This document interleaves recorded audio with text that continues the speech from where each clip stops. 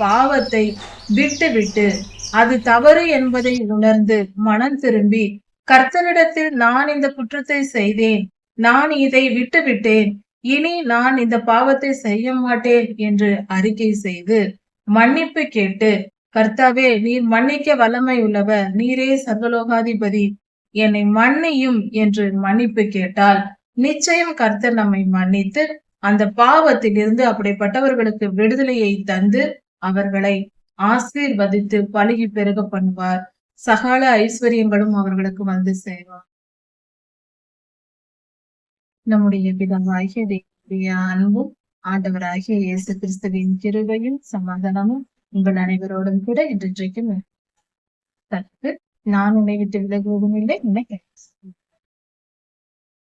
சங்கீதம் 109 11 முதல் 31 வசனங்கள் வரை.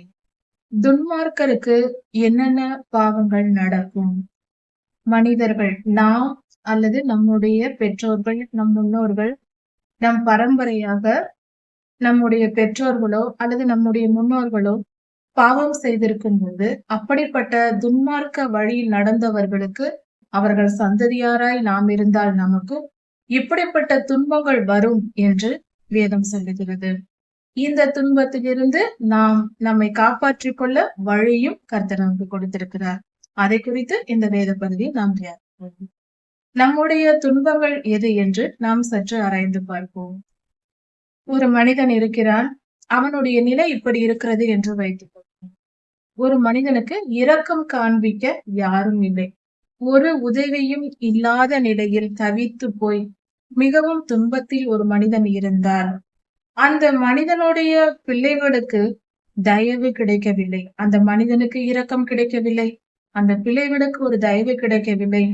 ஏழ்மை, வறுமை, துன்பம், வியாதி போன்ற சூழ்நிலையில் இருந்தால் அந்த மனிதனுடைய இந்த நிலைக்கு காரணம் என்ன? கர்த்தர் நீதியுள்ளவர். அவர் எப்பொழுதும் கர்த்தரை குறை சொல்ல நினைக்க கூடாது. யாராவது இப்படிப்பட்ட துன்பத்தில் இருப்பவர்களை பார்த்தால் சிலர் கர்த்தரை தூஷிப்பார்கள். ஆனால் அவர்களோ அந்த மனிதர்களின் முன்னோர்களோ என்ன செய்தார்கள் என்பது, அவர்கள் செய்த அக்கிரமம் என்ன என்பதை தெரிந்தால் ஒரு மனிதனும் அப்படி சொல்ல மாட்டான். அந்த அளவுக்கு துன்பமும் துயரமும் அவர்கள் வாழ்க்கையில் பிறர்க்கு செய்திருப்பார்கள். அந்த நீதியை நிமித்தமே அவர்களுக்கு துன்பம் வந்திருக்கும். அதை நாம் நீதியை புரிந்து கொள்ள வேண்டும். அதனால் அந்த துன்பத்தை அனுபவித்தே தீர வேண்டும். அவர்களுக்கு இரக்கம் காண்பிக்க கூடாது என்று அல்ல. துன்பத்தை நாம் அனுபவிப்பதற்கு, ஒவ்வொரு மனிதன் அனுபவிப்பதற்கும் அவனும் அவன் முன்னோர்களும் காரணம். இதை தெளிவாய் புரிந்து கொள்ள வேண்டும். ஆனால் அந்த துன்பத்தை அனுபவிக்க காரணமாயிருந்த பாவத்தை விட்டுவிட்டு அது தவறு என்பதை உணர்ந்து மனம் திரும்பி கர்த்தரிடத்தில் நான் இந்த குற்றத்தை செய்தேன், நான் இதை விட்டுவிட்டேன், இனி நான் இந்த பாவத்தை செய்ய மாட்டேன் என்று அறிக்கை செய்து மன்னிப்பு கேட்டு, கர்த்தாவே நீர் மன்னிக்க வல்லமை உள்ளவர், நீரே சர்வலோகாதிபதி, என்னை மன்னியும் என்று மன்னிப்பு கேட்டால் நிச்சயம் கர்த்தர் நம்மை மன்னித்து அந்த பாவத்தில் இருந்து அப்படிப்பட்டவர்களுக்கு விடுதலையை தந்து அவர்களை ஆசீர்வதித்து பலுகி பெருக பண்ணுவார். சகல ஐஸ்வர்யங்களும் அவர்களுக்கு வந்து சேரும். இதுவே கர்த்தருடைய நீதியா இருக்கிறது. ஒரு மனிதன் துன்மார்க்கராய் வாழும் போது, துன்மார்க்கம் செய்து, அப்படி என்றால் கர்த்தருக்கு விரோதமாய் பொய் பேசுவது, திருடுவது, ஏமாற்றுவது, லஞ்சம் வாங்குவது,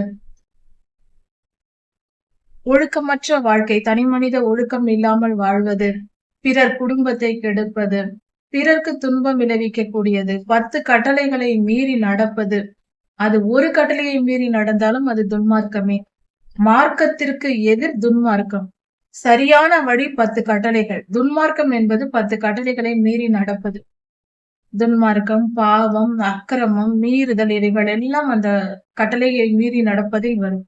அப்படி செய்யும் பொழுது, அந்த பாவத்தை செய்யும் பொழுது, துன்மார்க்கமாய் நடக்கும் போது இரக்கம் காண்பிக்க முடியாத அளவுக்கு அவர்கள் துன்பத்தை அனுபவிப்பார்கள். அவர்களுடைய 2ஆம் தலைமுறையிலும் அவர்கள் துன்பத்தை அனுபவிப்பார்கள். அவர்கள் சந்ததி அற்று போகும் என்று கூட சொல்லப்பட்டிருக்கிறது. அவர்கள் பிள்ளைகள் இருப்பார்கள், பிற பிள்ளைகள் காலத்தில் அவர்களுக்கு பிள்ளைகள் அற்று போவார்கள். 2ஆம் தலைமுறையில் அவர்கள் பேர் இல்லாமல் போய்விடும். அவர்கள் பெயரை நினைப்பாரும் யாரும் இல்லை என்று சொல்லக்கூடிய அளவுக்கு சிலர் அப்படி ஆகிவிடுவார்கள். இதற்கு காரணம் என்ன? அவர்களுடைய துன்மார்க்கம். அதாவது கர்த்தருடைய 10 கட்டளைகளை மீறி நடப்பது பாவம், துன்மார்க்கம், அக்கிரமம். இது நமக்கு தெரியும். ஆனால் அப்படி கர்த்தருக்கு கீழ்ப்படிந்து நடக்கிறவர்களை துன்பப்படுத்துவது இது மகா பாவமாய் போகும். அதாவது மன்னிக்க கூடிய பாவங்கள், மிகப்பெரிய பாவங்கள் என்று உண்டு. கர்த்தர் அருவருக்கிற மிகப்பெரிய காரியங்கள் என்று உண்டு. எல்லா பாவத்தையும் கர்த்தர் வெறுக்கிறார். ஆனாலும் மிகப்பெரிய பாவங்கள் என்று உண்டு. அந்த பாவங்களை செய்யும் பொழுது அதை அவர்கள் மன்னிப்பை பெறாமல் அவர்கள் சந்ததியையே கூட கர்த்தர் அற்று போக பண்ணுகிறார். இப்படியாக நடக்கிறது. வேதாகமத்தில் பல ஆதாரங்கள் இருக்கிறது. ஆபேல் கர்த்தருக்கு பிரியமானவராய் இருந்தார். அவர் காணிக்கையை செலுத்தினார். அவர் காணிக்கையை செலுத்தியது நிமித்தம் அவர் ஒரு குற்றமும் செய்யவில்லை. அப்படி இருக்க அவரை காயின் கொன்று போட்டார். இப்படி காயின் துன்மார்க்கமாய் பாவம் செய்ததினால் அவருடைய சந்ததி முழுவதும் அற்று போயிற்று. சரி, காயினின் சந்ததி எப்படி இருந்தது என்றால், நோவாயாவின் காலத்தில் ஜலப்பிரளயம் வந்த பொழுது நோவாயாவின் குடும்பத்தார் 8 பேர் தவிர மற்றவர்கள் எல்லோரும் பூமியில் அழிந்தார்கள். அப்படியானால் காயினின் சந்ததியும் அங்கு இல்லை, எல்லோரும் அழிந்தார்கள் என்பதே உண்மை. அப்படி இருக்க அவர்கள் மீறவில்லை. ஒரு மனிதனும் வேறு யாரும் அதிலிருந்து தப்பவில்லை. அப்படி இருக்க காயினின் சந்ததி முழுவதும் அற்று போனது. இப்படிதான் கர்த்தருடைய காரியங்களை நாம் சற்று புரிந்து கொள்ள வேண்டும். துன்மார்க்கமாய் நடந்து பாவத்தை சுமந்து சாபத்தை பெற்று அழிந்து போகக்கூடாது. நீதியின் பாதையில் நடப்பவருக்கு என்றென்றும் வாழ்வுண்டு, நித்திய ஜீவனம் உண்டு. இவ்வுலகிலும் நிம்மதியான வாழ்க்கை நிச்சயம் கிடைக்கும். துன்மார்க்கனுடைய பாவம், துன்மார்க்கனுடைய பெற்றோர்கள் செய்த பாவமும் நினைத்து பார்க்க கடவது என்று சொல்லப்பட்டிருக்கிறது. மனிதன் செய்கிற பாவத்தை கர்த்தர் நினைத்து பார்த்தால் அதற்கு தண்டனை கொடுத்து விடுவார். ஒரு மனிதன் துன்மார்க்கனாய் இருந்தால் அவன் தகப்பனின் பாவம் நினைத்து பார்க்கப்பட்டு அவனுக்கு தண்டனை கொடுக்கப்படும். அவன் தாயின் பாவமும் மறக்கப்படாது இருக்குமா? அப்படி என்றால் அவர்கள் செய்த பாவங்களுக்கு ஏற்ற பலனை அந்த பிள்ளை அனுபவித்தே தீர வேண்டும். அந்த மனிதன் சுமப்பான். அந்த பாவங்கள் கர்த்தருக்கு முன்பாக நித்தமும் இருக்க கடவது. அவர்கள் பேர் பூமியில் இராமல் நிர்மூலமாக கடவது. அவர்கள் பேர் கூட இந்த பூமியில் இராதபடிக்கு நிர்மூலமாகட்டும் என்று சொல்லப்பட்டிருக்கிறது. இந்த குறிப்பிட்ட இந்த பாவம் என்பது இந்த அதிகாரம் முழுவதும் சொல்லப்பட்டிருக்கிற 109ஆம் அதிகாரம் முழுவதும் சொல்லப்பட்டிருக்கிற பாவம் என்பது கர்த்தருடைய பரிசுத்தவான்களுக்கு விரோதமாய் செயல்பட்டு பேசுகிறவர்கள், பேச்சினால் பாவம் செய்கிறவர்கள், மற்ற துன்பங்களை கொடுப்பவர்கள். குறிப்பாக கர்த்தருடைய இரத்த சாட்சிகள், மகா பரிசுத்தமாய் கர்த்தரால் தெரிந்து கொள்ளப்பட்ட ஜனங்களுக்கு விரோதமாய் செயல்படுகிறவர்களின் நிலை இப்படி இருக்கும். இதற்கு ஆதாரம் தான் நமது ஆண்டவராகிய இயேசு கிறிஸ்து இரத்த சாட்சியாக மரித்தார். அவருக்கு விரோதமாய் எழும்பின யூதாசுக்கு இதெல்லாம் நடந்தது. இங்கு கொடுக்கப்பட்டிருக்கிற காரியங்கள் எல்லாம் அதே போல இன்றும் கர்த்தருக்காக மரித்து, கர்த்தருக்காக வாழ்ந்து, கர்த்தருக்காக மரிக்கிறவர்கள் இப்படியாக துன்பத்தை அனுபவித்து மரிப்பார்கள். ஆனால் அந்த நிலையில் இருப்பவர்களுக்கு விரோதமாய் செயல்படுகிறவர்களுக்கு அவர்கள் செய்த அக்கிரமத்திற்கு ஏற்ற பலனை கர்த்தர் இதை கொடுப்பார் என்று இந்த இடத்தில் சொல்லப்பட்டிருக்கிறது. இப்படிப்பட்ட துன்மார்க்கனானவன், கர்த்தருடைய பிள்ளைகளுக்கு விரோதமாய் செயல்பட்டவன், கர்த்தருடைய பிள்ளைகள் என்பவர்கள் உண்மையில் முதல் தகுதி அவர்களுக்கு எளிமையானவர்கள். எளிமையானவர்கள் என்று சொல்லும் பொழுது தாழ்மையுடையவர்களாக, மற்றவர்களை மதிக்கக்கூடியவர்களாக, எளியவர்களாக இருப்பார்கள். இதுதான் பரிசுத்தவான்களுக்கு அடையாளம். என்னிடத்தில் யாரும் நெருங்க முடியாது என்று திமிராக, கர்வமாக இருக்க மாட்டார்கள். அப்படிப்பட்ட எளிமையான இருதயம் உடையவர்களுக்கு, ஆவியில் எளிமை உள்ளவர்களுக்கு, ஒரு மனிதனுக்கு துன்பத்தை விளைவிக்கிறவன் மகா பாவியா இருக்கிறான். அவர்கள் ஒரு பரிசுத்தவானை ஒருத்தன் துன்பப்படுத்துகிறான் என்றால் அவர்கள் கெஞ்சி கேட்டிருப்பார்கள், என்னை இப்படி செய்யாதே, என்னை கஷ்டப்படுத்தாதே என்று. ஆனால் அப்படி அவர்கள் தாழ்மையோடு கேட்ட பொழுதும் இரக்கம் காட்டாமல், அப்படிப்பட்ட கர்த்தருடைய பிள்ளைகளுக்கு இரக்கம் காட்டாமல் கொடுமைப்படுத்துபவனும் கொலை செய்கிறவனும் மிக பெரிய ஆக்கினை தீர்ப்புக்கு உள்ளாவான். மனம் உடைந்து போய் துன்பத்தின் மத்தியில் இருப்பவர்களுக்கு, மனம் உடைந்து கிடக்கிறார்கள், அவர்களை போய் துன்பப்படுத்துவது, அவர்களை கொலை செய்ய தேடுகிறது, இப்படிப்பட்ட காரியங்களை செய்கிறவனுக்கு கர்த்தர் நிச்சயம் நியாய தீர்ப்பை கொடுப்பார். அவனுடைய நிலை எப்படியாகும்? அவன் சாபத்தை விரும்பினான். அவன் விரும்பியது சாபம். எனக்கு சாபம் வரட்டும் என்று துணிச்சலாய் சொல்லுவான்.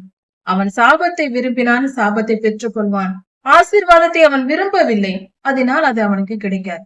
அப்படிப்பட்ட துன்மார்க்கன் சாபத்தை தனக்கு அங்கியாக உடுத்தி கொண்டான். தன் மேல் அங்கியாக அந்த சாபத்தையே அவன் போர்த்தி கொண்டான். அப்படி அவன் அங்கியாய் தரித்து கொண்டவன், அந்த சாபமானது அவன் இருதயத்தில் தண்ணீரை போலவும் அவன் எலும்புகளில் எண்ணெயை போல பாயும். அந்த சாபம் அவனுக்குள் பாயும்.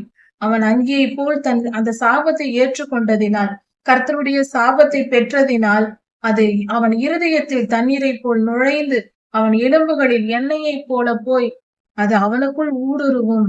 அந்த சாபத்தின் விளைவை அவன் சுமப்பான்.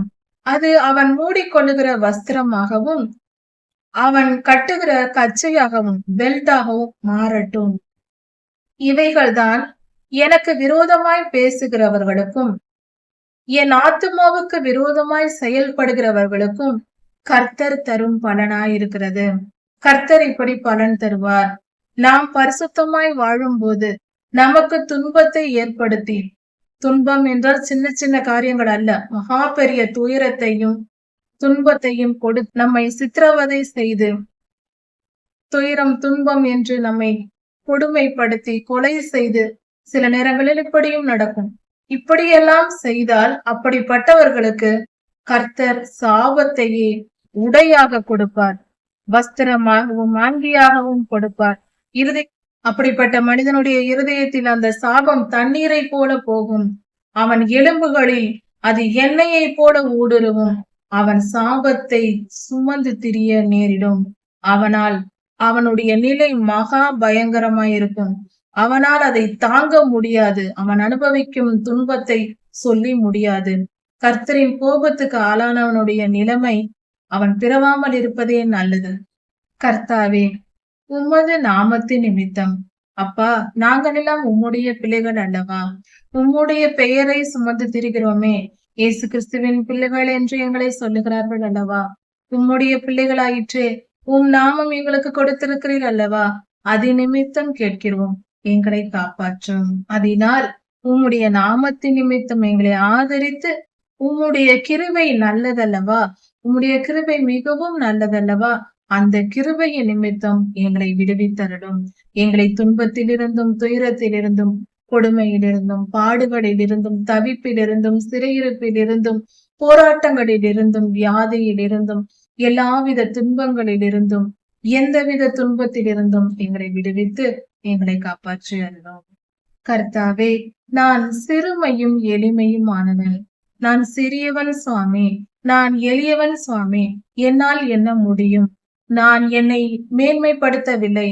நான் பெரிய திறமைசாலி, நான் பலசாலி, நான் இதை சாதிப்பேன் அதை சாதிப்பேன் என்று என்னால் எதுவும் சொல்ல முடியாது. நான் சிறியவன், உம்மை நம்பி இருக்கிறேன். உம்மை தவிர எனக்கு வேறு கதி இல்லை. நீர் என்னை வாழ வைத்தால் நான் வாழ்வேன். நீர் என்னை அடித்தால் நான் எங்கே போவேன்? உம்முடைய தயவை நம்பி இருக்கிறேன். உம் திருப்பாதம் பணிந்திருக்கிறேன். நான் சிறுமையும் எளிமையும் ஆனவன். நான் சிறியவன் சுவாமி, எல்லாவற்றிலும் சிறியவனாய் இருக்கிறேன், எளியவனாய் இருக்கிறேன். எனக்கு உதவி செய்யும். என் இருதயம் எனக்குள் குத்துண்டிருக்கிறது. என் இருதயம் வேதனையினால் நிரம்பி இருக்கிறது. எனக்கு தவிப்பாய் இருக்கிறது. எனக்கு நன்மையை எதிர்பார்த்து காத்திருக்கிறது. என் இருதயமோ வேதனையில் தவித்துக் கொண்டிருக்கிறது. சுவாமி, என்னை காப்பாற்றும். சாயும் நிழலை போல நான் அகன்று போனேன் சுவாமி. நிழல் எப்படி விலகி போய்விடுமோ அது போல நான் மறைந்து போகிறேன். வெட்டுக்கிளியை போல நான் பறக்கடிக்கப்படுகிறேன். காற்று வந்து அடித்தால் வெட்டுக்கிளிகள் பறந்து போய்விடும். அப்படியே காற்று அடித்து கொண்டு போய்விடும். அது போல நான் அடிக்கப்பட்டு போகிறேன். நான் மிகவும் எளியவன், என்னை காப்பாற்றும். என் முழங்கால்கள் தளர்ச்சி அடைகிறது. என் முழங்கால்கள் சோர்ந்து போயிருக்கிறது. என்னில் பலனில்லை. என் மாம்சம் புஷ்டியற்று இருக்கிறது. என் சரீரத்தில் பலன் இல்லை. நான் சோர்ந்து போயிருக்கிறேன், இளைத்து போயிருக்கிறேன்.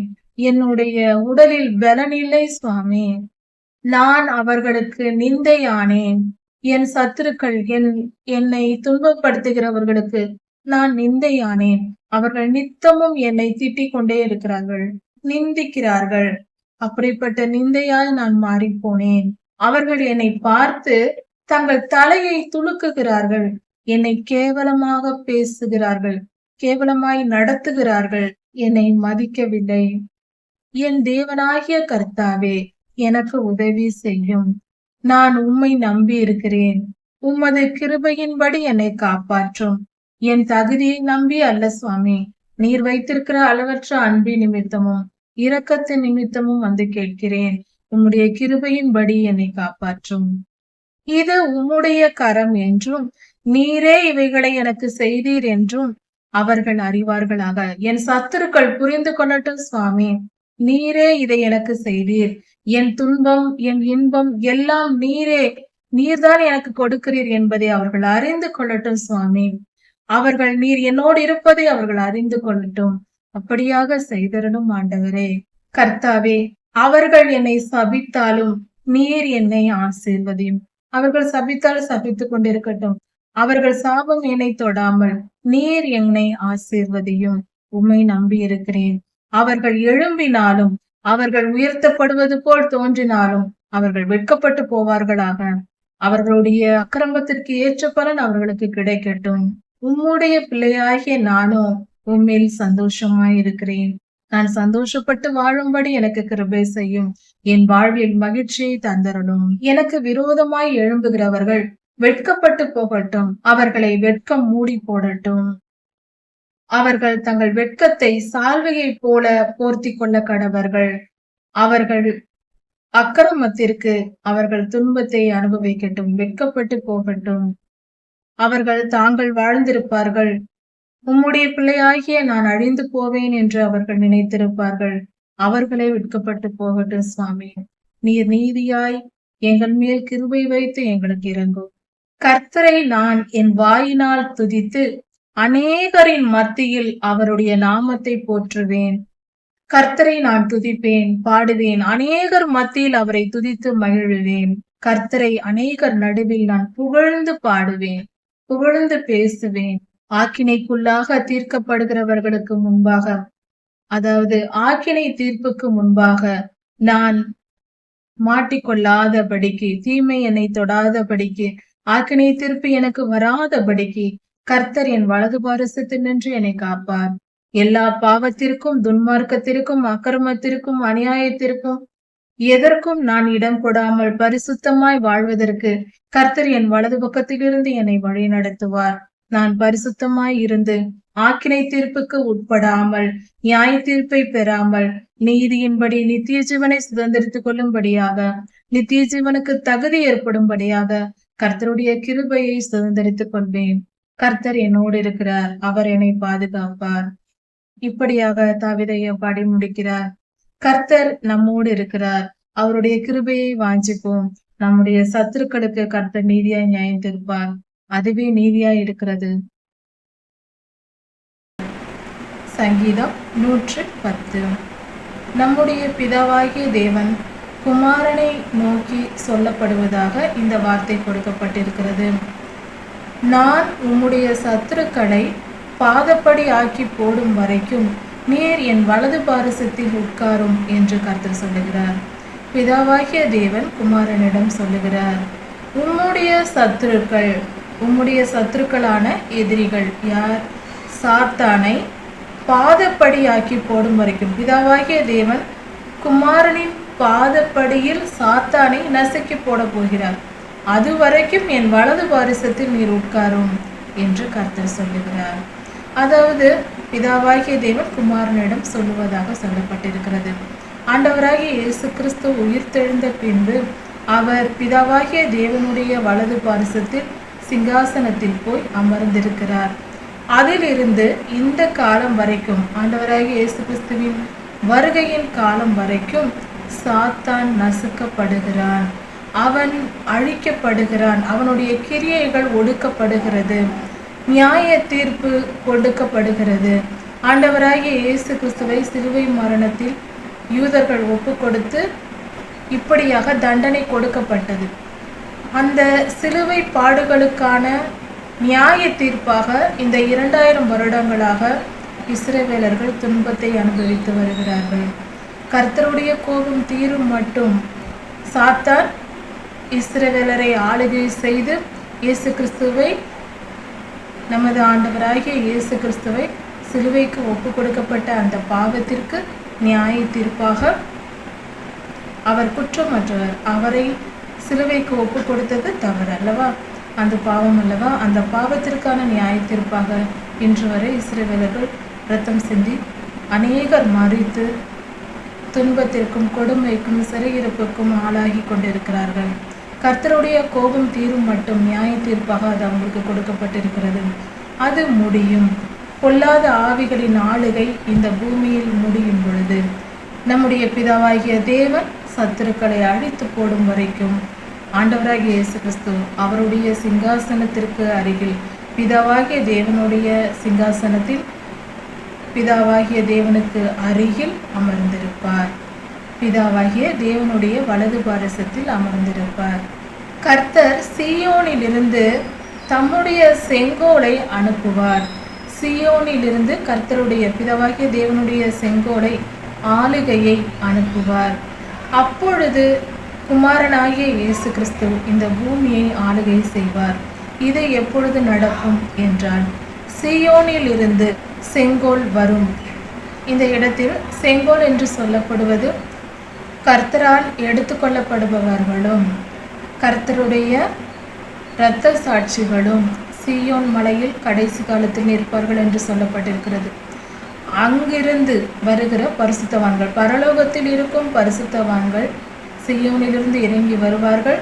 அவர்களோடு கூட ஆண்டவராகிய இயேசு கிறிஸ்து ஆளுகை செய்ய இந்த பூமிக்கு வந்து பூமியை ஆளுகை செய்வார். இது கர்த்தருடைய 2ஆம் வருகையை குறிக்கிறது.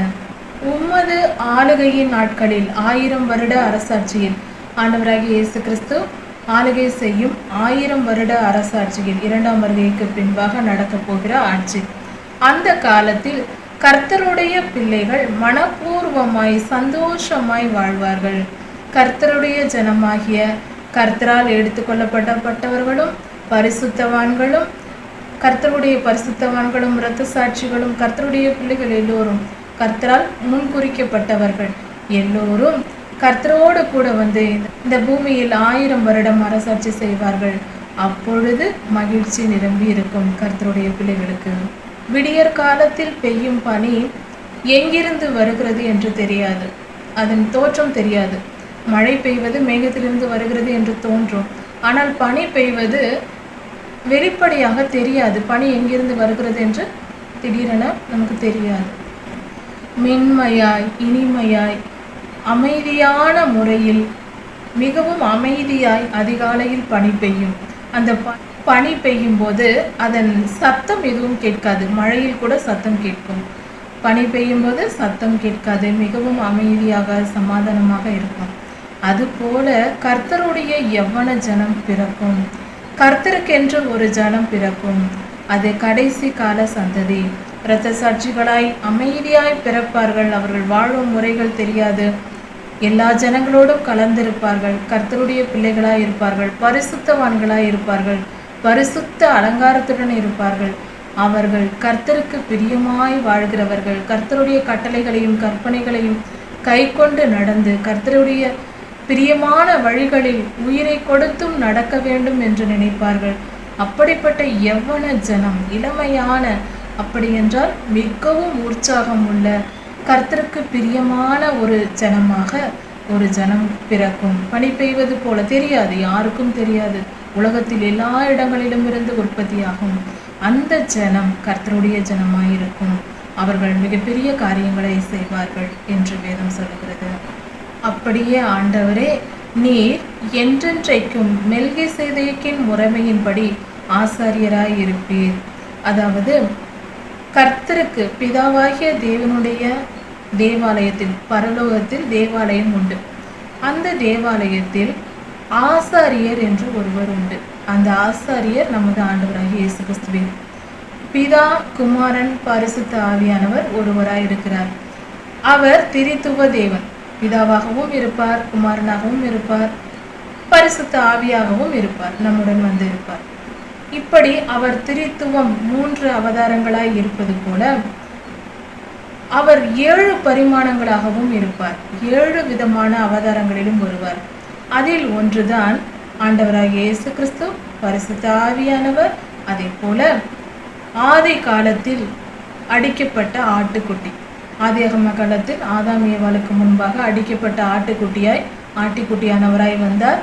வெளிப்படுத்தலிலும் இந்த காரியம் சொல்லப்பட்டிருக்கிறது 4-5 அதிகாரங்களில். ஆட்டுக்குட்டியானவர் என்னும் அவதாரம். அடுத்தது இயேசு கிறிஸ்து என்பது கிருபையின் அவதாரம், கிருபையின் ஆவியானவர். அதே போல மெல்கிசேதேக்கின் முறைமை என்பது ஆபிரகாம் ஐயாவின் காலத்தில் அவர் வந்து ஆபிரகாம் ஐயாவிடம் தசமபாகம் பெற்றார், அவரை ஆசீர்வதித்தார் என்று சொல்லப்பட்டிருக்கிறது. மெல்கிசேதேக் என்பது பிரதான ஆசாரியர் என்னும் அவதாரம். ஆண்டவராகிய இயேசு கிறிஸ்துவே அவர், வேறு யாரும் அல்ல, குழப்பிக்கொள்ள தேவையில்லை. ஆண்டவராகிய இயேசு கிறிஸ்து பிரதான ஆசாரியராய் இருக்கிறார். அவர் தம்மை தாமே பலியாக ஒப்பு கொடுத்தார், அது காளையின் அவதாரம். சிலுவையில் காளை மாடாக தன்னைத்தானே ஒப்பு கொடுத்தார், குற்ற நிவாரண பலியாக ஒப்பு கொடுத்தார். அவரே தம்முடைய இரத்தத்தை எடுத்து மெல்கிசேதேக்காக அவர் பிரதான ஆசாரியராக பிதாவாகிய தேவனுடைய சன்னிதானத்தில் தேவாலயத்தில் அந்த இரத்தத்தை செலுத்தினார். பரலோகத்திலும் இங்கு பூமியில் இருப்பது போல உடன்படிக்கை பெட்டி இருக்கிறது. வெளிப்படுத்தல் புத்தகத்தில் சொல்லப்பட்டிருக்கிறது. பூமியில் மனிதனோடு கர்த்தர் சீனாய் மலையில் 10 கட்டளைகள் அடங்கிய உடன்படிக்கை பெட்டியை கொடுத்தார். அதே போல உடன்படிக்கையை கொடுத்தார், அதை தங்க பெட்டியில் வைத்தார்கள் மோசேயா. அதே போல பரலோகத்திலும் உடன்படிக்கை பெட்டி இருக்கிறது, அதற்குள் கர்த்தருடைய உடன்படிக்கை இருக்கிறது. அந்த உடன்படிக்கை பெட்டியின் மேல் ஆண்டவராகிய இயேசு கிறிஸ்துவின் இரத்தம் மெல்கிசேதேக்காக சென்று அங்கு அந்த இரத்தம் தெளிக்கப்பட்டது. இப்படி பாவ மன்னிப்பு நாம் பெறும்படியாக கர்த்தருடைய கிருபையினால் இந்த அவதாரங்களினால் கர்த்தர் வந்து நம்மை காப்பாற்றி இருக்கிறார். மெல்கிசேதேக் என்பது பிதாவாகிய தேவனுக்கு முன்பாக பிரதான ஆசாரியராய் இருந்து நமக்காக விண்ணப்பம் செய்கிற ஆண்டவராகிய இயேசு கிறிஸ்துவே, அவரே அவர். அப்படிப்பட்ட ஆசாரியராய், என்றென்றும் நிரந்தரமான ஆசாரியராய் அவர் இருக்கிறார். மெல்கிசேதேக் என்னும் பெயரோடு ஆண்டவராகிய இயேசு கிறிஸ்து இருக்கிறார். அவரை கர்த்தரை, பிதாவாகிய தேவனே அதை நியமித்தார். அவர் மனம் மாறவும் மாட்டார், அது நிரந்தரமானது. மெல்கிசேதேக் என்னும் பிரதான ஆசாரியர் பட்டம் ஆண்டவராகிய இயேசு கிறிஸ்துவுக்கு நிரந்தரமானது, அதை அவர் செய்வார். பிதாவாகிய தேவனுடைய வலது பாரிசத்தில் இருக்கிற ஆண்டவராகிய இயேசு கிறிஸ்து அவருடைய கோபத்தின் நாளிலே ராஜாக்களை வெட்டுவார். இந்த பூமியில் இருக்கிற அக்கிரமங்களை அழித்து போடுவார். அவர் 2ஆம் வருகையில் நியாய தீர்ப்பு கொடுப்பார். அதாவது அந்தி கிறிஸ்து உலகத்தை ஆண்டு கொண்டிருப்பான். அப்பொழுது அவனை அழிக்க, அவனோடு சேர்ந்தவர்களை அழிக்க கர்த்தர் வருவார், வந்து அழிப்பார். அதை இந்த காரியம் சொல்லப்பட்டிருக்கிறது இந்த வசனத்தில். கர்த்தர் ஜாதிகளுக்குள் நியாயம் தீர்ப்பார். ஜாதிகளுக்குள் உலகெங்கும் இருக்கிற பொல்லாத மனிதர்களை அழித்து ஆண்டவராகிய இயேசு கிறிஸ்து 2ஆம் வருகையில் வந்து பூமியில் எல்லா இடங்களிலும் இருக்கிற துன்மார்க்கரை எல்லாம், பாவிகளை எல்லாம், மகா அக்கிரமம் செய்து இனி மனம் திரும்பவே மாட்டார்கள் என்ற நிலையில் இருக்கிற அக்கிரமக்காரர்களை எல்லாம் கர்த்தர் அழித்து போடுவார். பூமி எங்கிலும் அப்படிப்பட்ட துன்மார்க்கரின் பிரேதங்களால் நிரம்பி இருக்கும். அப்படிப்பட்டவர்கள் அழித்து போடுவார். கொள்ளை நோய் வரலாம், அல்லது பட்டயம் வரலாம், யுத்தங்கள் வரலாம். எப்படியாவது துன்மார்க்கரை கர்த்தர் அழித்து போடுவார். கடைசி காலத்தில் அவருடைய வருகையின் போது பாவிகளும் துன்மார்க்கரும் அக்கிரமக்காரர்களும் திரளாய் அழிக்கப்பட்டு போவார்கள். அழிவு நேரிடும், தீமை அழிந்து போகும், தீயவர்கள் அழிக்கப்படுவார்கள். மிகப்பெரிய தேசங்கள், விஸ்தாரமான தேசம் என்று சொல்லப்படுகிற தேசங்களில் இருக்கிற தலைவர்களை கூட கர்த்தர் அழித்து போடுவார். துன்மார்க்கராய் இருக்கும் பட்சத்தில் யாரையும் கர்த்தர் விட்டு வைக்க மாட்டார். வழியிலே கர்த்தர் நதியில் குடிப்பார். திரளாயிருக்கிற நதி போன்ற ஜனங்கள் மத்தியில் தமக்கென்று ஒரு சந்ததியை அவர் எடுத்துக்கொள்வார். அவர்களை தம்முடையவர்களாக மாற்றிக்கொள்வார். ஏற்றுக்கொண்டு அவர்களோடு கூட தலைமை வகிப்பார். தேசத்தை உலகெங்கும் ஆளுகை செய்வார். சங்கீதம் 111 அதிகாரம். செம்மையானவர்களுடைய சங்கத்திலும் சபையிலும் நான் கர்த்தரை முழு இருதயத்தோடு துதிப்பேன். கர்த்தரை கர்த்தருடைய பிள்ளைகள் மத்தியில் பரிசுத்தவான்கள், கர்த்தருடைய ஊழியர்கள், கர்த்தருடைய சபை போன்ற இடங்களில் நான் துதித்து மகிழுவேன். கர்த்தரை துதித்து பாடுவேன். அவருக்கு புகழ்ச்சியை செலுத்துவேன், மகிமையை செலுத்துவேன். கர்த்தரை முழு இருதயத்தோடும் நான் துதிப்பேன். கர்த்தர் நல்லவர், அவர் என்றென்றும் என்னை காக்கிறவராய் இருக்கிறார். கர்த்தரின் செய்கைகள் பெரியவைகளாய் இருக்கிறது. அவர் பெரிய காரியங்களை செய்கிறவர். கர்த்தர் செய்கிற செயல்களை நம்மால் ஆராய்ந்து முடியாது. அவ்வளவு பெரிய காரியங்களை அவர் செய்வார். நமக்கு தெரியாது, நாம் ஏதோ சாதாரணமாக நினைத்து கொண்டிருப்போம். ஆனால் மிகப்பெரிய காரியங்களை செய்கிறவர் கர்த்தர். அப்படிப்பட்ட செய்கையை கர்த்தர் செய்கிற பெரிய காரியங்களை கர்த்தருடைய பிள்ளைகள் ஆராய்ந்து பார்க்கிறார்கள், ஆராய்ந்து தேடுகிறார்கள். அது என்ன, அது ஏன் இப்படி, இது எதற்காக இப்படி செய்தார் கர்த்தர் என்றெல்லாம் ஆராய்ந்து பார்க்கப்படுகிறது. கர்த்தருடைய செயல் மகிமையும் மகத்துவமும் உள்ளது. கர்த்தருடைய செயல்கள் புகழ்ச்சி உண்டாக்கக்கூடியது. கர்த்தருக்கு புகழ்ச்சியை உண்டாக்கக்கூடியது. நற்காரியங்களை அவர் செய்கிறார். மகத்துவம் உள்ளது. நாம் ஆச்சரியப்படக்கூடிய அளவுக்கு அவருடைய செயல்கள் இருக்கும். நாம் புகழ்ந்து பாடும்படி அவருடைய செயல்கள் இருக்கும். அவருடைய செயல்கள் நீதியானவைகள்.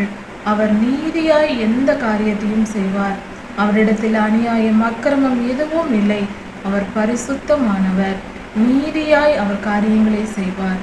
எல்லா செயல்களிலும் கர்த்தருடைய செயல்களில் நீதி இருக்கும். அவருடைய நீதி என்றென்றைக்கும் நிற்கும். ஒரு நாள் அல்ல, 2 நாள் அல்ல, எப்பொழுதும் என்றென்றைக்கும் அவருடைய நீதி நிலைத்திருக்கும். கர்த்தர் தம்முடைய அதிசயமான செயல்களை செய்து அவைகளை நினைவு கூறும்படி செய்கிறார். ஏற்கனவே கர்த்தர் தம்முடைய பிள்ளைகளுக்கு செய்த, பரிசுத்தவான்களுக்கு செய்த செயல்களை எல்லாம் நினைவு கூறும்படி இப்பொழுது செய்கிறார். அவர்களுக்கு செய்ததையே இன்று நமக்கும் செய்கிறார், பாதுகாக்கிறார். கர்த்தர் இரக்கமும் மன உருக்கமும் உள்ளவர். வேதகால பரிசுத்தவான்களுக்கு கர்த்தர் எப்படி இறங்கி அவர்களை பாதுகாத்தாரோ அதுபோல நம்மையும் இன்று மனதுருக்கத்துடனும் இரக்கத்துடனும் நம்மையும் பாதுகாக்கிறார். அந்த செயல்களை நாம் நினைத்து பார்க்கும்படியாக இன்று நம் வாழ்வில் அந்த காரியங்களை, அப்படிப்பட்ட காரியங்களை செய்கிறார். கர்த்தர் மிகவும் நல்லவர். தமக்கு பயந்து நடக்கிறவர்களுக்கு கர்த்தர் ஆகாரம் கொடுத்தார். கர்த்தருடைய வார்த்தைக்கு செவி கொடுத்து எகிப்தை விட்டு புறப்பட்டு வந்த இஸ்ரவேலரை கர்த்தர் ஆகாரம் கொடுத்து வானத்து மன்னாவினால் நிரப்பி அவர்களை பாதுகாத்தார். தமக்கு பயந்து நடக்கிறவர்களுக்கு அவர் ஆகாரம் கொடுத்தார். அதே போல இன்றும் நமக்கு செய்வார். அவர் செய்த உடன்படிக்கையை என்றென்றைக்கும் நினைத்திருப்பார். அவர் மறக்க மாட்டார். அவர் அதை மறவாமல் நிறைவேற்றுகிற நல்ல தேவனாய் இருக்கிறார். புறஜாதியாரின் சொத்துக்களை கர்த்தர் தம்முடைய ஜனங்களுக்கு கொடுத்தார். கானான் தேசத்தை, அதிலிருந்த விளைச்சல்களை, அதிலிருந்த வீடுகளை, சகலத்தையும் தம்முடைய ஜனங்களாகிய கர்த்தருடைய பிள்ளைகளுக்கு, தமக்கு பயந்து நடந்த பிள்ளைகளுக்கு கொடுத்தார். அப்படி அவர்களுக்கு கொடுத்ததினால் கர்த்தருடைய வல்லமையை உலகெங்கும் விளங்க பண்ணினார். தம்முடைய ஜனங்களை அவர் எப்படி காப்பாற்றுகிறார், அவர் எவ்வளவு வல்லமையுடையவர் என்பதை விளங்கும்படி செய்தார். கர்த்தருடைய கரத்தின் கிரியைகள், அவர் செய்யும் செயல்கள் எல்லாம் நியாயமானவைகள், நிரந்தரமானவைகள், சத்தியம் உள்ளவைகள், நியாயமானவைகள். அவர் சத்தியத்தின்படிதான் எந்த காரியத்தையும் செய்வார். பொய், ஏமாற்று வேலை இப்படியெல்லாம் எதுவும் இருக்காது.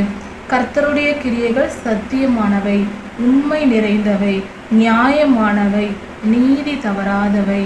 கர்த்தருடைய செயல்கள் அப்படிதான் இருக்கும்.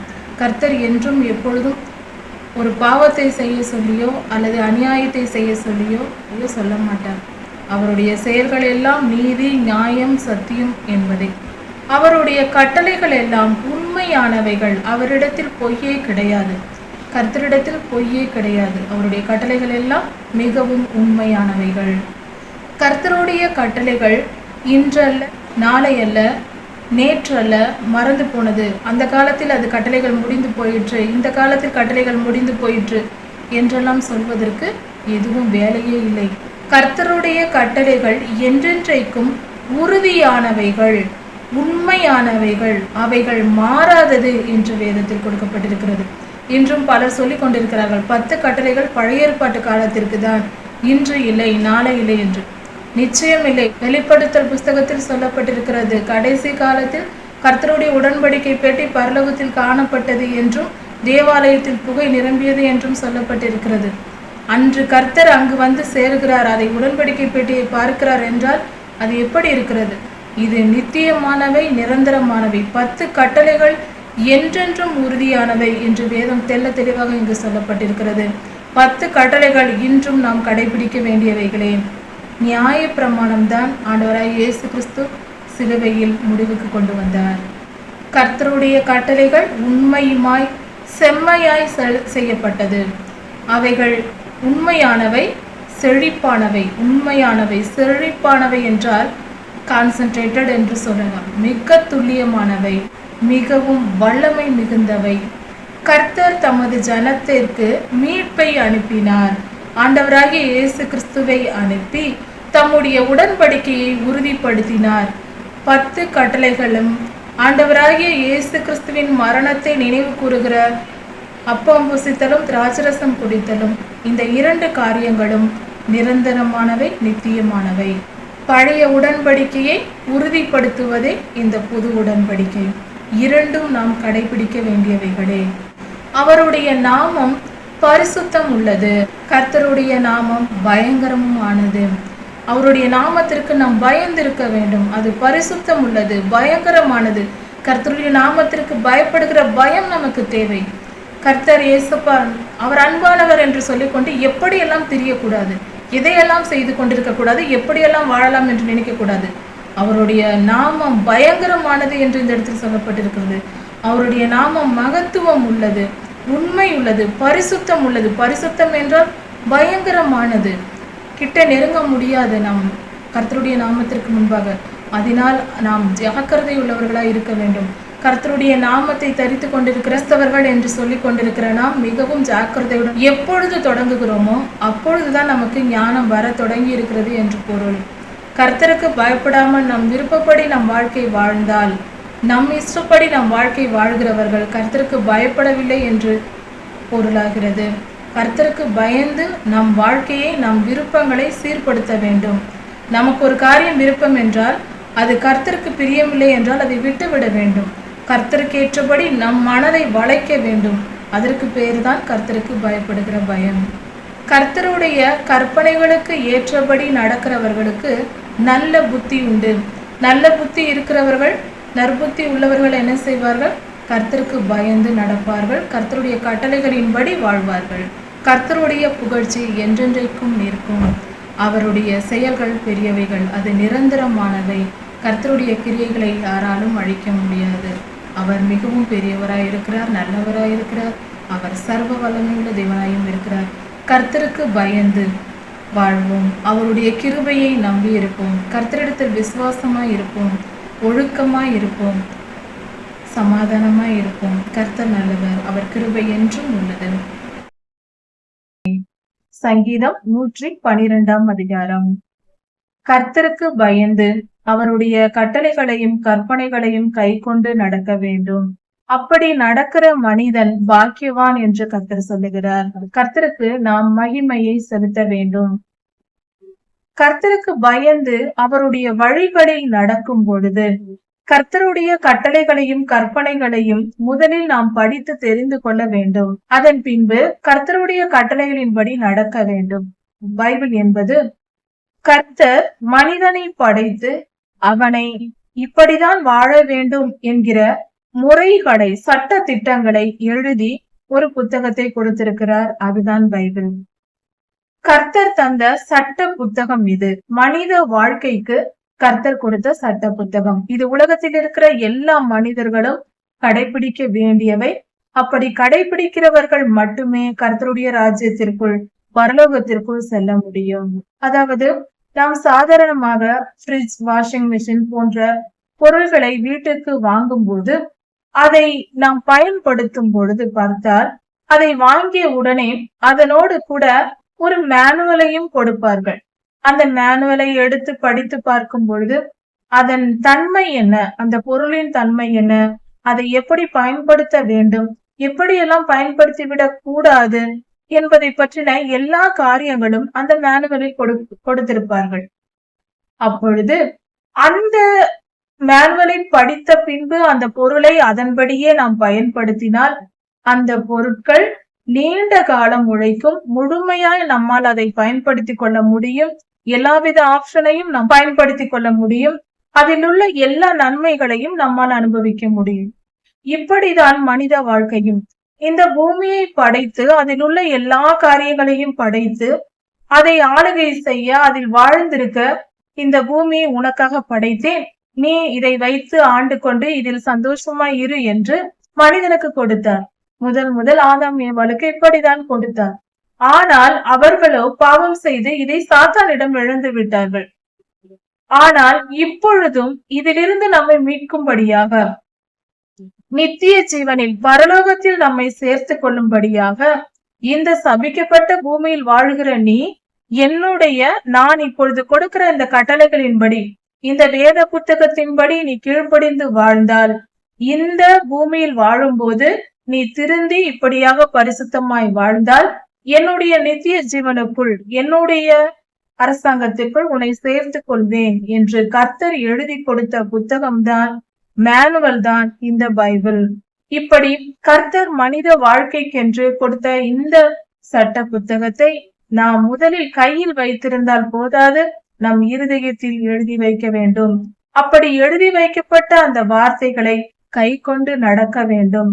இது முடியாது, அது நடக்காது, இது இருபுறமும் கருப்புள்ள பட்டயம் என்று சாக்கு போக்கு சொல்லிக் கொண்டு இருந்தால், சாக்கு போக்கு சொல்லுகிறவர்களுக்கு நரகம் நிச்சயம், கடைபிடிக்கிறவர்களுக்கே நித்திய ஜீவன் என்று வேதம் சொல்லுகிறது. ஒன்றை தெரிந்து கொள்வோம், எந்த ஒரு பெற்ற தகப்பனும் தன் சிறு குழந்தையை அழைத்து, 2-3 வயது உள்ள குழந்தையை அழைத்து ஒரு 100 கிலோ மூட்டை உள்ள ஒரு பெரிய மூட்டையை சுமந்து வா என்று சொல்ல மாட்டார்கள். ஏனென்றால் என் குழந்தை, என் பிள்ளை அது சிறு குழந்தை, அதால் சுமக்க முடியாது, அதற்கு ஒரு சிறு பென்சிலை எடுத்து வா என்று சொல்லலாம், ஒரு பேனாவை எடுத்து வா என்று சொல்லலாம். ஒரு பெரிய சுமையை சுமக்க சொல்லி நம் குழந்தைகளுக்கு நாம் சொல்வோமா? மண்ணிலிருந்து பிறந்த மனிதனுக்கே இவ்வளவு அறிவு இருக்குமானால், நம்மை படைத்த தேவன் அவர் எவ்வளவு பெரியவர், அவர் ஞானத்தில் பூரணம் உள்ளவர், அவரை போல ஞானவான் ஒருவரும் இல்லை. அப்படி இருக்க அவர் சுமக்க முடியாத பாரத்தை நமக்கு எப்படி கொடுப்பார்? நம்மால் கடைபிடிக்க முடியாது என்றால் 10 கட்டளைகளையும் கற்பனைகளையும் ஏன் நமக்கு கொடுக்க போறார்? கர்த்தர் நமக்காக ஏன் இதை செய்கிறார்? மலை பிரசங்கத்தில் அவ்வளவு காரியங்களை பிரசங்கித்தாரே, உங்களால் முடியாது என்றால் அதை ஏன் செய்ய சொல்லுகிறார்? முடியும் என்பதனால் தான் கடைபிடித்து நட என்று சொன்னார். அதை கடைபிடித்து வாழ்ந்தும் காண்பித்தார். 10 கட்டளைகளை ஆண்டவராகிய இயேசு கிறிஸ்து மனித அவதாரத்தில் இருந்த போது மீறி நடந்தாரா? அவரும் மனிதனை போல நம்மோடு தானே வாழ்ந்தார், மனிதனோடு மனிதனாக வாழ்ந்தார். அவரிடத்தில் ஒரு குற்றமும் ஒருவராலும் கண்டுபிடிக்க முடியவில்லையே.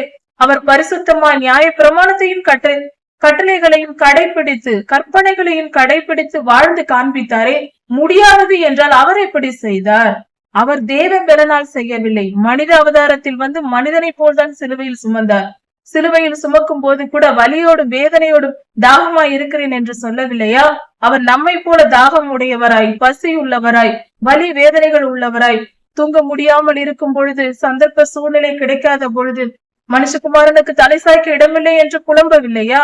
அவர் நம்மை போலதானே அவர் வாழ்ந்தார், நம்மை போல உணர்வுடையவராக தானே வாழ்ந்தார். கட்டளைகளின் கற்பனைகளையும் கடைபிடித்து வாழ முடியாது என்று சொல்வது எவ்வளவு பெரிய பாவம்! நம்மால் முடியாவிட்டால் முடிந்தவர்களாவது கடைபிடித்து வாழ்ந்து நித்திய ஜீவனுக்குள் போகட்டும் என்று இருக்க வேண்டும். தயவு செய்து கர்த்தருடைய கட்டளைகளை கடைபிடிக்க முடியாது என்று போதிக்க கூடாது, யாரும் சொல்லவே கூடாது. அது மகா பாவமாய் இருக்கிறது. இதை விட பெரிய பாவம் என்ன இருக்க போகிறது? கர்த்தருடைய பிள்ளைகள் புறஜாதியாரிலிருந்து ரட்சிக்கப்பட்டு வருகிற ஜனங்களுக்கு வேத புத்தகத்தை கொடுத்து இதை படித்து மனம் திரும்பி இதன்படி வாழ், அப்பொழுதுதான் நித்திய ஜீவனை சுதந்திரித்துக் கொள்ள முடியும் என்று சொல்ல வேண்டும். அவர்களுக்கு பெயர்தான் கர்த்தருடைய ஜனம். அப்படி அதற்கு மாறாக சொல்லுகிறவர்கள் கர்த்தருக்கு விரோதிகளாய் இருக்கிறோம், அப்படி சொல்லாதிருப்போம் என்று எச்சரிக்கப்படுகிறோம்.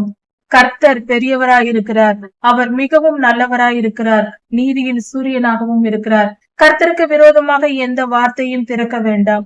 கர்த்தருடைய கட்டளைகளையும் கற்பனைகளையும் கடைபிடித்து நடக்கத்தான் வேண்டும். அதற்கு மனித பலன் போதாவிட்டால் கண்டிப்பாக போதாது.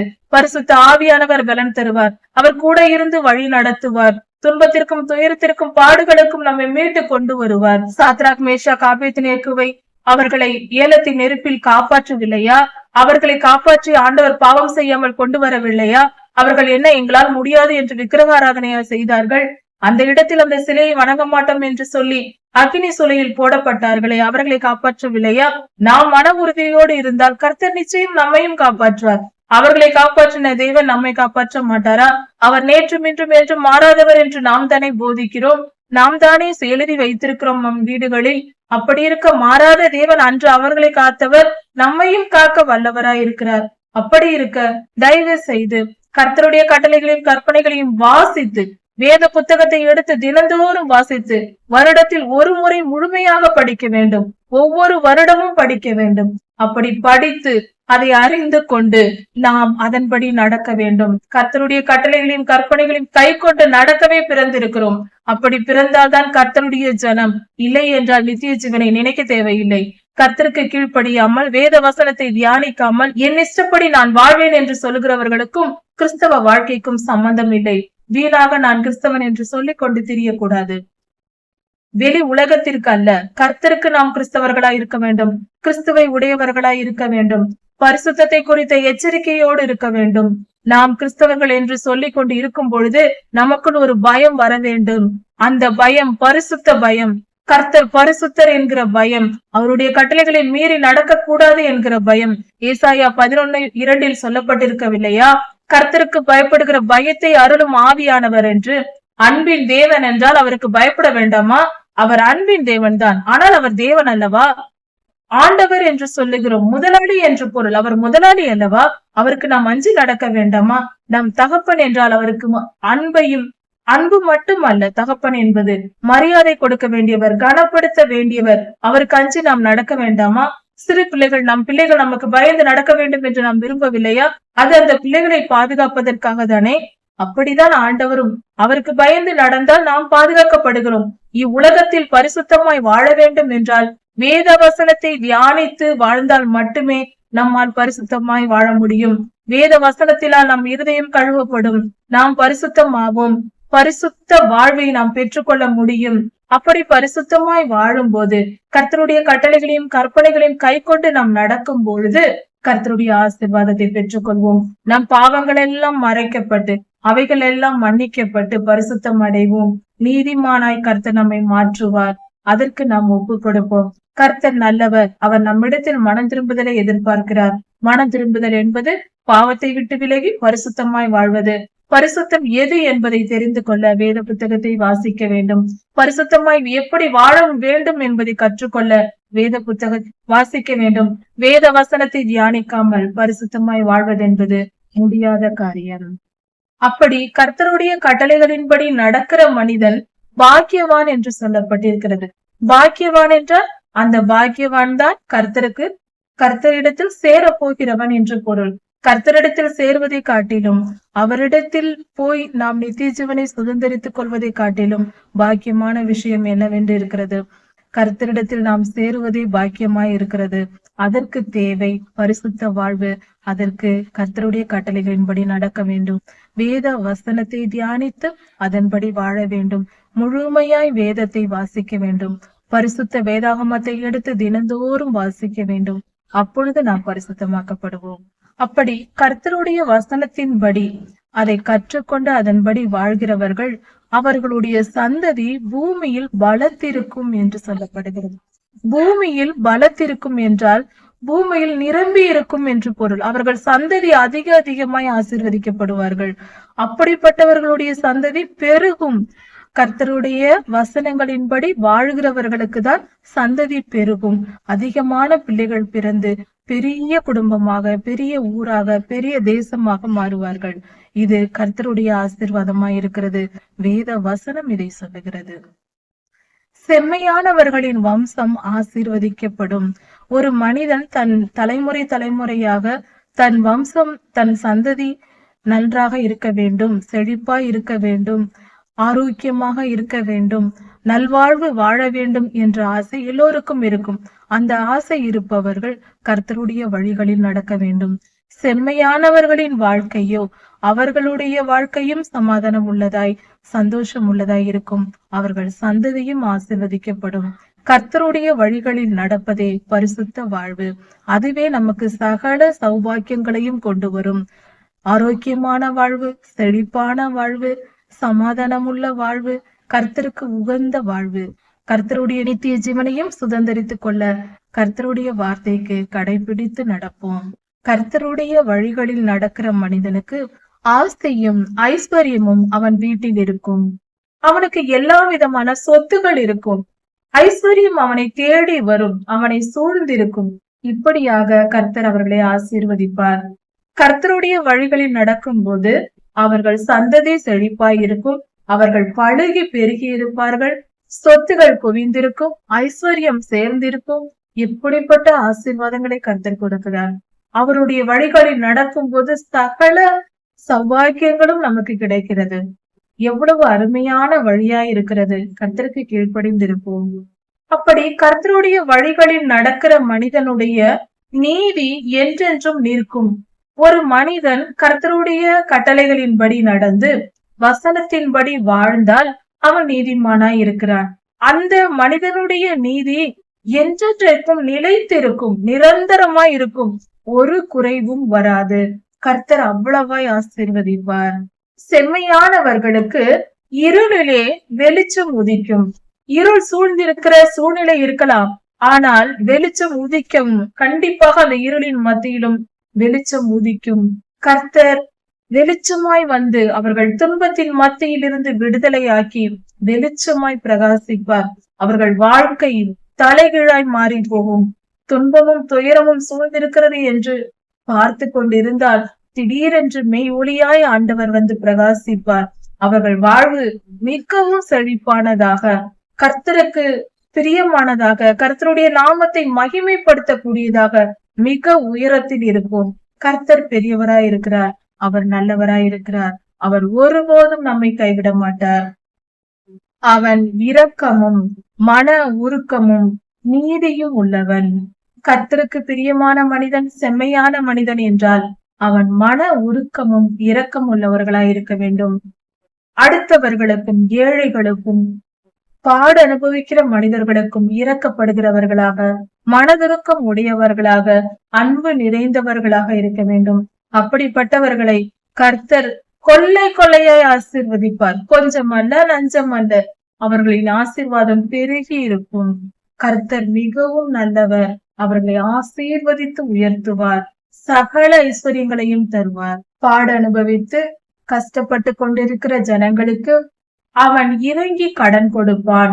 அப்படி இறங்கி இரக்கப்பட்டு கடன் கொடுத்து கஷ்டப்படுகிற, மிகவும் துன்பத்திலும் பற்றாக்குறையினாலும் பஞ்சத்தினாலும் வறுமையிலும் கஷ்டப்படுகிற மனிதர்களுக்கு அப்படிப்பட்ட செம்மையான இருதயம் உள்ள மனிதன், மனதுருக்கமும் இரக்கமும் உள்ள, கர்த்தருக்கு பயந்து நடக்கிற, வேதத்தை தியானித்து அதன்படி நடக்கிற மனிதன் இரக்கப்படுவான். அவன் இரக்கப்பட்டு ஏழைகளுக்கு உதவி, தன்னால் முடிந்தவரை எல்லோருக்கும் உதவி செய்வான். அப்படி செய்கிற மனிதன், அப்படி பலருக்கு கடன் கொடுத்து, உதவி தேவைப்படுகிறவர்களுக்கு கடன் கொடுத்து உதவி செய்து தன் காரியங்களை நியாயமானபடி அவன் நடத்துவான். நீதியின் பாதையில் நியாயமாய் நீதியாய் தன் வாழ்க்கையை, தான் செய்ய வேண்டிய காரியங்களை செய்வான். அப்படி நீதியின்படி நடக்கிற மனிதன் இரக்கப்படுவதும் நீதி நியாயமாய் நடப்பதும் ஒரு மனிதனுக்கு சுபாவமாய் இருந்தால் அப்படிப்பட்ட மனிதன் பாக்கியவான். அவன் கர்த்தரால் ஆசீர்வதிக்கப்படுவான். அப்படிப்பட்ட மனிதன் அவன் என்றென்றைக்கும் நீதி உள்ள மனிதனாய் இருக்கிறான். அவன் நீதி உள்ளவனாயிருப்பான். அவன் யாராலும் அசைக்கப்பட மாட்டான். யாராலும் அந்த மனிதனை அசைக்க முடியாது. அந்த அளவுக்கு நிரந்தரமாக கர்த்தர் பலப்படுத்தி வாழ வைப்பார். துர்ச்செய்திகள் கேட்கப்படும் போது அவன் பயப்படாதிருப்பானாக. அவன் பயப்பட தேவையில்லை. கொள்ளை நோய் வருகிறது, பெரும் ஆபத்து வருகிறது, யுத்தம் வருகிறது என்று துர்ச்செய்திகள் வந்தால் அதை கேட்டு அந்த மனிதன் பயப்பட தேவையில்லை. அவன் கர்த்தர் மேல் நம்பிக்கையாய் இருந்து திட மனதுள்ளவனாய் இருக்க கடவன். மனம் கலங்காமல் திட மனதோடு தைரியமாக எனக்கு எந்த தீங்கும் நேரிடாது, கர்த்தர் என் காவலாய் இருக்கிறார், அவர் என்னை காத்துக் கொள்வார் என்று திட மனதுள்ளவனாய் இருப்பான். அப்படிப்பட்ட மனிதன் கர்த்தருக்கு பிரியமான மனிதன், அவனே பாக்கியசாலி. அப்படிப்பட்ட மனிதனுடைய இருதயம் உறுதியாய் இருக்கும். அவன் உறுதியுள்ள மனதுடையவனாய் இருப்பான். அவன் தன் சத்துருக்களின் சரி கட்டுதலை காணும் மட்டும் பயப்படாதிருப்பான். தன் சத்துருக்களுக்கு கர்த்தர் நியாயம் தீர்ப்பதை அந்த மனிதன் பார்ப்பான். அதுவரைக்கும் பயம் வராது. ஆனால் தன் சத்துருக்களுக்கு நேரிடும் கர்த்தருடைய நியாய தீர்ப்பை பார்க்கும் பொழுது இவனுக்கே பயம் உண்டாகும். அந்த அளவுக்கு கர்த்தர் அவனுக்கு, அதாவது அந்த நீதிமானுடைய சத்ருவுக்கு நியாயம் தீர்ப்பார். நிச்சயம் நீதியுள்ள தேவன் நியாயம் தீர்ப்பார். வாரி இறைத்தான், ஏழைகளுக்கு கொடுத்தான், அவன் நீதி என்றென்றைக்கும் நிற்கும். வாரி இறைத்தாலும் ஏழைகளுக்கு அள்ளி கொடுத்தால் அப்படிப்பட்ட நீதிமானுடைய நீதி என்றென்றைக்கும் நிலைத்திருக்கும். அப்படிப்பட்டவனை கர்த்தர் மேல்மேலும் ஆசீர்வதிப்பார். அவனுடைய கொம்பு மகிமையாய் உயர்த்தப்படும் என்றால் அவனுடைய ஆளுகை, அவனுடைய நிலை கர்த்தரால் உயர்த்தி வைக்கப்படும். நல்ல உயர்ந்த ஸ்தானத்தில் சமுதாயத்தில் நற்பெயரோடு அந்த மனிதன் வாழ்ந்து கொண்டிருப்பான்.